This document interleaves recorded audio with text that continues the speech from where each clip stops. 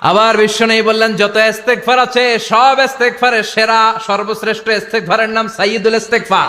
কেউ যদি দিনের বেলা একবার সাইয়্যিদুল ইস্তেগফার পড়ে, ওই দিন যদি লোকটার মৃত্যু হয়ে যায়, মুহূর্তের মধ্যে লোকটারে জান্নাতি ঘোষণা দিয়ে দিবে কে?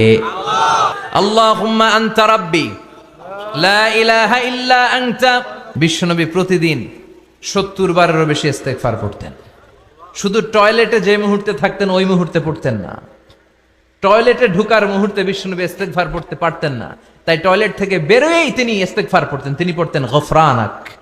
কি পড়তেন? গফরানাক মানে হলো আস্তাগফিরুল্লাহ। গফরানাক মানে কি? গফরানাক মানে আল্লাহ আমি আপনার ক্ষমা চাই, মানে আস্তাগফিরুল্লাহ। আবার বিশ্বনবী বলতেন, মান লাযামাল ইস্তিগফার জাআলাল্লাহু লাহু মিন কুল্লি দিকিন মাখরাজা। যে ব্যক্তি সব সময় ইস্তেগফারের সাথে লেগে থাকে, তাকে সব সময় বিপদ থেকে মুক্তি দিবে কে? আমাদের জীবনে বিপদ আছে না নাই?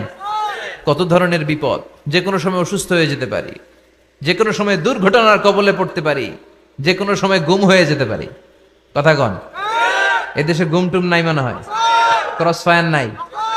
কে কোন সময় গুম, কে কোন সময় নাই, কোনো ঠিক নাই। আল্লাহ বিশ্বনবী বললেন, মান লাজিমাল ইস্তিগফার জাআলাল্লাহু লাহু মিন কুল্লি দিকিন মাখরাজা।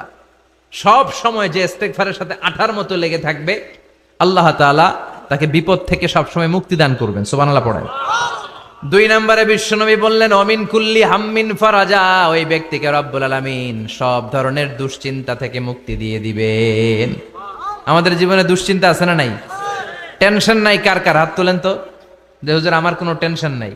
আপনার টেনশন নাই, মাশাআল্লাহ। আমার সাথে দেখা করবেন আলোচনার পরে।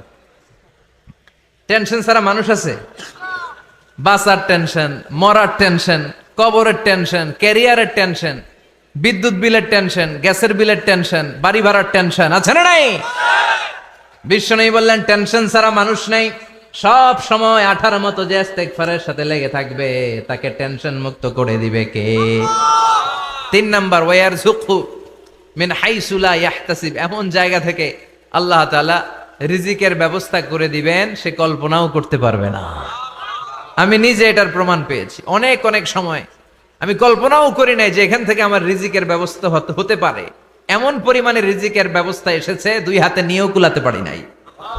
এজন্য সব সময় চলতে ফিরতে উঠতে বসতে ইস্তেগফারের সাথে লেগে থাকার দরকার আছে না নাই?